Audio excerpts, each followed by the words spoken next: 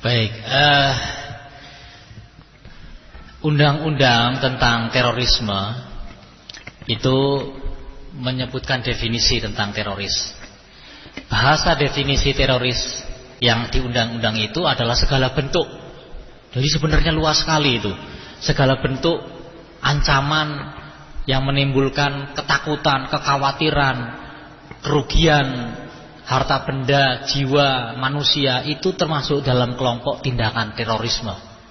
Jadi tidak selalu konotasinya yang mungkin sering kita lihat sekarang ini. Bahasa teroris itu selalu dikaitkan dengan mereka-mereka yang mohon maaf terus konotasinya berjubah, terus jenggot atau ini tuh tidak. Karena teroris dalam artian sebenarnya itu semua orang bisa melakukan. Kelompok Nasrani juga bisa menjadi teroris, kelompok non-Muslim bisa menjadi teroris. Semuanya itu bahasa teroris, definisi undang-undang itu seperti tadi. Jadi luas sebenarnya. Semua yang menimbulkan jadi sifatnya massal, ketakutan, ancaman, kerugian sampai dengan nyawa itu dalam kelompok tindakan terorisme. Jadi sangat luas sekali pengertian teroris yang di undang-undang itu. Nah, ini yang disampaikan dalam undang-undang itu sendiri. Sementara kita tahu bahasa terorisme itu sendiri sangat tipis. Saya menyadari dalam perjuangan jihad fisabilillah itu kalau tidak paham definisinya nanti juga bisa dianggap ini termasuk kelompok aliran-aliran teroris. Padahal tidak begitu. Itu jauh sekali bedanya. Jadi saya sendiri juga yang sering saya sampaikan kepada Densus itu bahkan tolong dong sosialisasinya yang lebih jelas. Yang gimana sih ciri-ciri kita bisa tahu ini kayaknya kelompok-kelompok aliran yang agak-agak teroris itu yang gimana, kan kira-kira begitu. Jadi apakah terus berarti jenggot sama yang sebelah sini Abu Bakar Basir, yang sebelah sini jenggotan, yang sininya pelaku teroris, yang sininya menentang teroris. Loh, itu modelnya sama, plek. Ya kan tidak itu berarti. Ini memang kurang. Jadi pemahaman ke masyarakat itu juga jarang disampaikan. Bahwa bahasa teroris undang-undang yang digunakan sekarang definisinya seperti itu.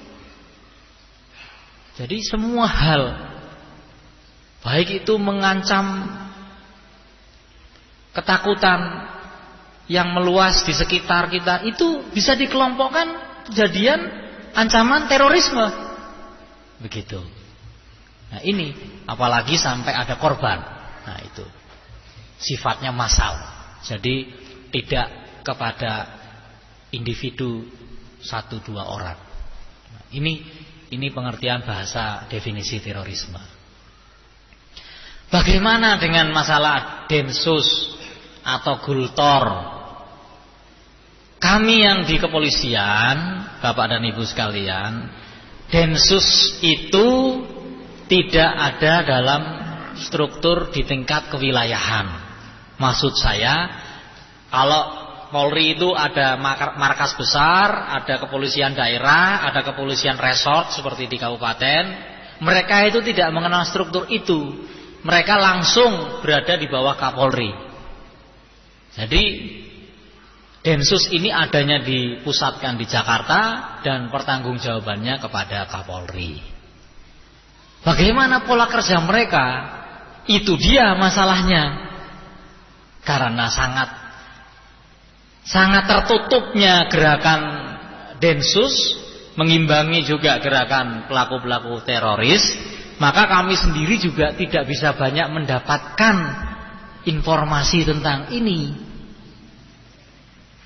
Sehingga pada saat penangkapan yang di Jaten, di Kebak Ramat, itu kan saya bertanya kepada tim yang datang, apakah itu dari kelompok Louis? Kenapa? Loh, karena rompinya di TKP rompi Louis. Wajar dong saya bertanya seperti itu. Terus jawabannya bukan Pak Kapolres. Loh, terus Itu memang dia pernah ikut masuk Louis, lalu ikut Long March, apa acara tradisi bagaimana, habis itu selesai dapat rompi, kartu anggota. Habis itu dia tidak aktif. Tahu-tahu masuk kelompok itu melakukan rencana peledakan. Oh ya repot kalau begini. Atau saya tanya begitu. Kenapa Pak Kapolres? Loh karena di koran saya lihat ada wawancara dengan pimpinan takmir Masjid Al-Wusta yang namanya Ustadz Muhammad Soleh Ibrahim. Itu saya pernah ketemu di ruangan saya saat silaturahmi dengan JAT Tawangmangu yang membagikan buku Tazkirah 2 itu dipimpin Ustadz Muhammad Soleh Ibrahim. Apa kelompok JAT? Saya bertanya seperti itu. Bukan. Walah, terus itu memang Ustadz Soleh Ibrahim pimpinan takmir masjidnya, tapi masjid itu isinya itu sudah macam-macam. Nah, mereka itu biasa memang kumpul-kumpul di sana, tapi bukan berarti mereka itu ada hubungan dengan takmir masjid itu. Oh ya repot mas, saya kayak gini caranya. Gimana ya kalau gini? Apa yang saya bisa lakukan? Saya tanya. Sudah cepat yang disampaikan Pak Kapolres, yang dilakukan oleh Polres dan Musbida itu sudah tepat, yaitu melakukan deklarasi diaplikasikan, disadarkan semua untuk waspada, meningkatkan ketajaman untuk melihat saudara-saudaranya yang kira-kira berbeda.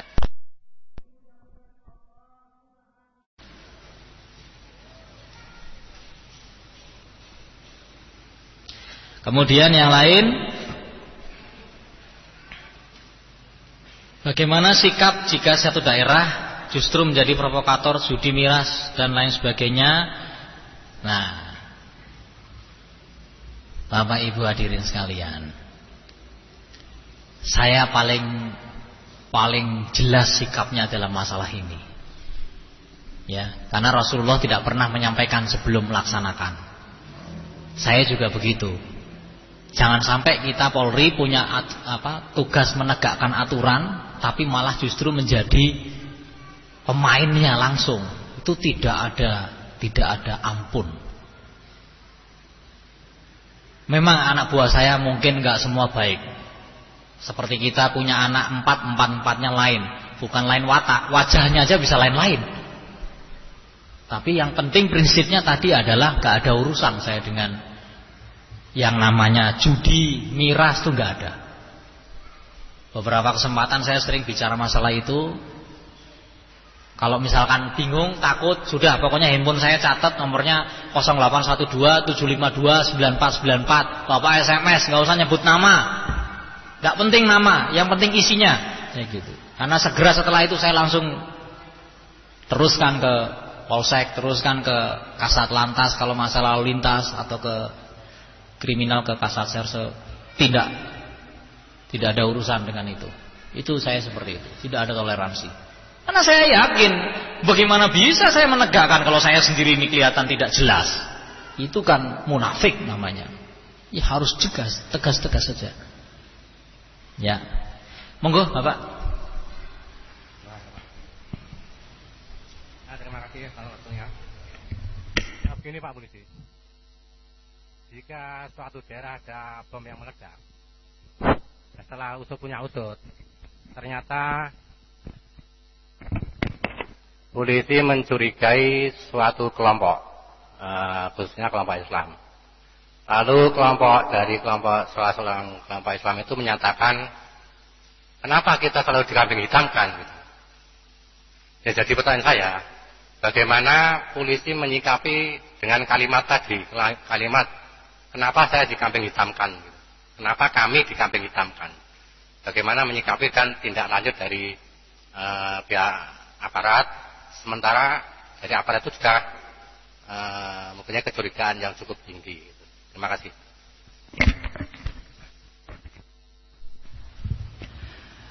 Bapak Ibu sekalian, pada saat saya pertemuan dengan JAT, ya, itu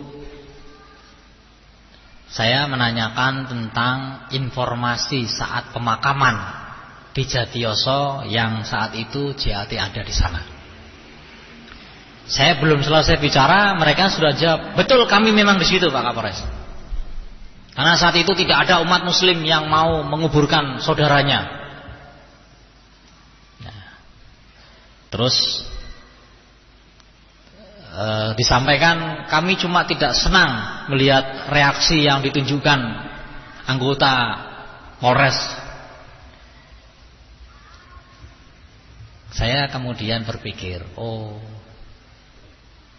saya balik tanya, terus menurut Ustadz saya harusnya bagaimana? Karena memang saat itu kata anggota ini kata anggota. Panjenengan dan rombongan itu teriak-teriak dan ya memang teriakan kita ya takbir Pak. Ya. Apa yang harus saya lakukan kalau lagi menjumpai masalah itu? Saya tanyakan, sikap kita bagaimana? Saya ingin dapat masukan dari panjenengan, gitu. Ya kalau bisa Pak Kapolres ya nggak usah begitu. Wah ini agak ngambang, nggak usah begitu itu. Saya bilang, boleh nggak kalau anggota nanti langsung datangin, temuin, ajak bicara-bicara boleh? Oh malah nggak apa-apa Pak Kapolres, kami senang kalau begitu.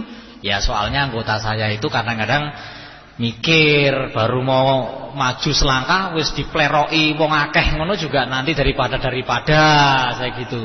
Enggak. Bener ya Ustadz? Iya. Jadi maka sejak itulah Bapak, saya di tahun 2013 ini telah menetapkan visi Polres itu melakukan dialog dan silaturahmi. Itu kunci menyelesaikan semua hal. Jadi saya tidak mau ada informasi dari perwira anggota saya sesuatu itu kalau belum melakukan dialog. Contoh, rombongan laskar long march dari Cemoro Kandang sampai ke Tawangmangu. Begitu mendengar berita itu, saya tanya Kapolsek, saat nanti long march datangi, temui, ajak bicara. Ternyata saya dapat kabar, ya saya informasi banyak, nggak cuma dari anggota. Ternyata nggak dilakukan. Loh, saya telepon, Pak Kapolsek kamu di mana? Ya dan saya tadi udah lihat dan bukan, kamu di mana? Saya di sini dan tadi saya sudah lewat. Kamu sudah ketemu sama yang mimpin rombongan? Belum dan. Loh, saya perintahnya tadi apa? Temui. Kalau kamu takut bilang, jangan seperti pura-pura berani tapi sebenarnya takut. Ya. Ternyata Bapak setelah 10-15 menit saya tunggu, menit ke-20 telepon Kapolsek itu cerita, saya sekarang sedang bersama rombongan laskar iring-iringan turun dari Cemoro Kandang. Rupanya pimpinannya Ustadz siapa? Ini teman saya dulu ketemu di Ambon. Kui makanya jangan curiga dulu. Wong belum sudah suudon dulu ya repot. Padahal nek sampean datangi, temui, ajak ngobrol, ya mungkin malah mereka jadinya nggak bisa aneh-aneh kan. Wong polisi ini neng kene kan malu. Padahal cerita Kapolsek, padahal pertama saya datangi itu memang benar dan semua yang di situ itu melihat matanya itu sudah pokoknya menakutkan lah. Alah kamu ini nek takut itu cuma sama Gusti Allah saja, saya gitu. Tapi setelah ternyata pernah bareng di Ambon, acara itu jadi kayak ya hiking gitu, sudah ngobrol-ngobrol sampai berjalan dengan aman.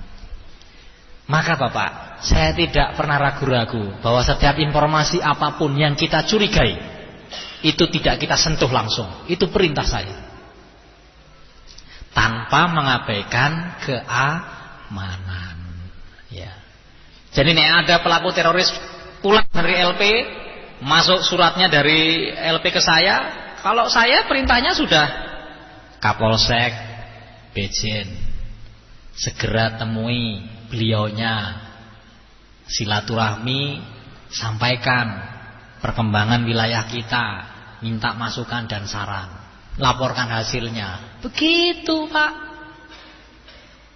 Memang sekali nggak ketemu, kedua nggak ketemu, yang ketiga akhirnya ketemu juga. Mungkin memang belum pernah ada yang begitu ya. Jadi mungkin beliau takut-takut juga atau gimana. Setelah ketemu laporan, wah ternyata Pak, orang ini setelah kita datangi, kata Kapolsek itu, ya pertama agak bingung, kedua senang sekali, ketiga malah cerita panjang lebar kalau dia itu ternyata ya punya buku-bukunya Yatain. Cerita semua dulunya pernah ikut Yatain segala macam ya. Ya sudah, berarti kan sudah nyambung. Karena beliau orang yang lama di LP, kalau memang beliau sadar kembali ke sini, dia nggak tahu wilayah ini, situasi perkembangannya nggak tahu. Kita tugasnya memberitahu. Ternyata dengan begitu responnya baik sekali. Itu menurut saya metode yang saya gunakan.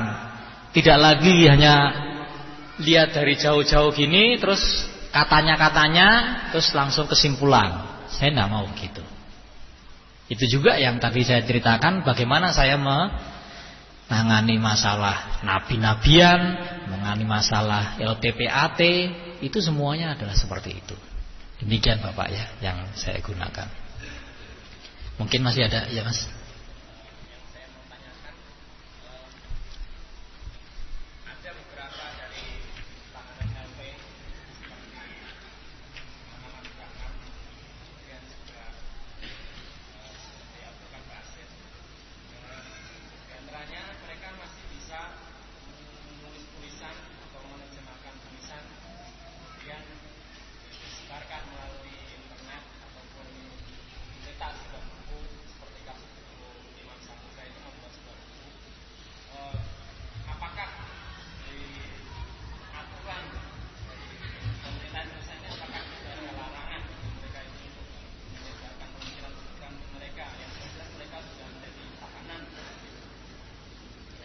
Ya.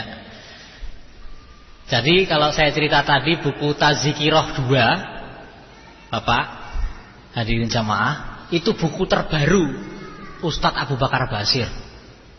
Ya lagi di Nusa Kambangan. Bukunya Tazkiroh kedua. Itu yang dibagikan di Polsek Jumantono, Matese, Tawangmangu dan Karangpandan. Ya, itu yang saya ceritakan. Memang tidak ada aturan untuk melarang, itu tidak ada.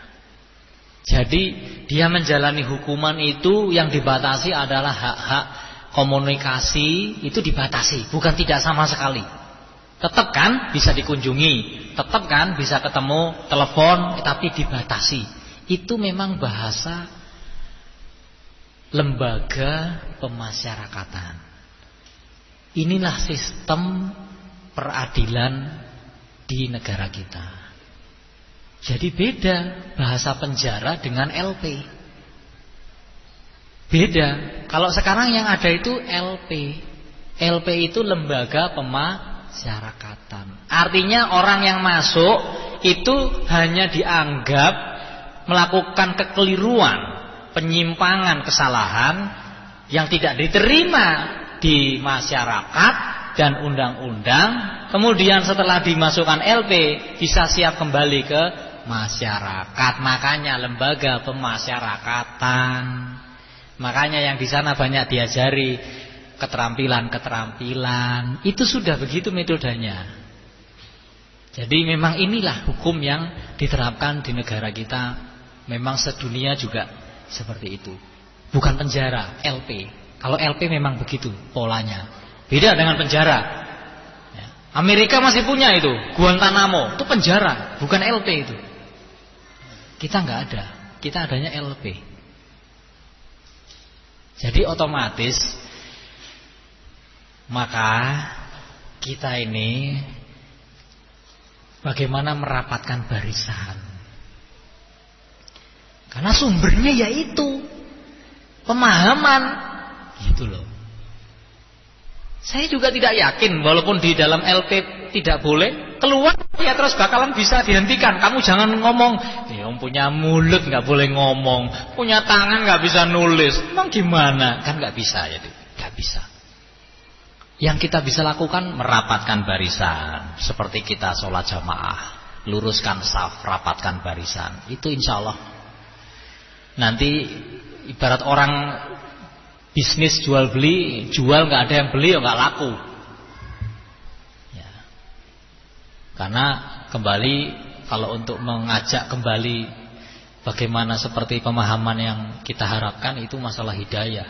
Tapi upaya untuk itu yang bisa kita kerjakan hanya itu. Ya. Monggo, ada yang lain lagi?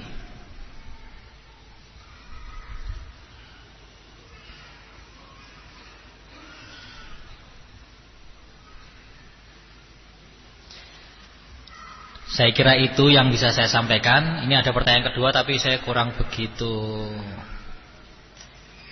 jelas ini. Apa perbedaan terorisme dengan kelompok bersenjata yang telah menembaki anggota TNI dan rakyat sipil? Apakah teroris identik dengan keagamaan?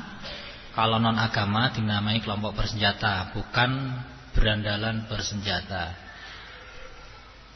Ya, jadi sebenarnya itu kalau menurut pendapat saya,